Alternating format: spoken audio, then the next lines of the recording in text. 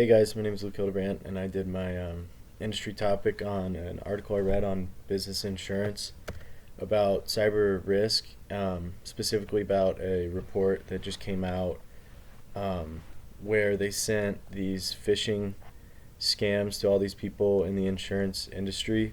And a phishing scheme is just, when they try to, like a hacker tries to disguise themselves as a reputable company to get you to give them their information.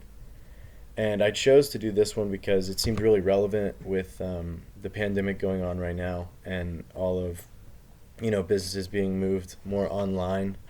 It just seems like more of a risk nowadays as opposed to a few months ago.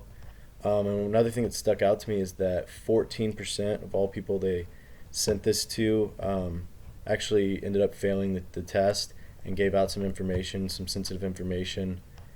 So I thought that was really interesting that 14% of people in a professional field were able to fall victim to this, which is a little scary because these schemes are getting more and more complex and like hard to decipher, what's real and what's fake.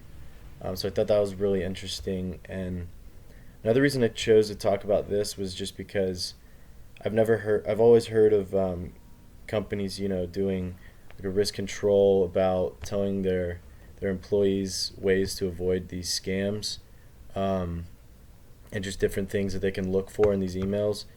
And that works to some degree, but like I said earlier, like these schemes are getting more complex and harder to tell. But this is the first time I'd ever heard of a benchmark being done where they sent out these tests to employees unknowingly, just to see how many people would actually fail.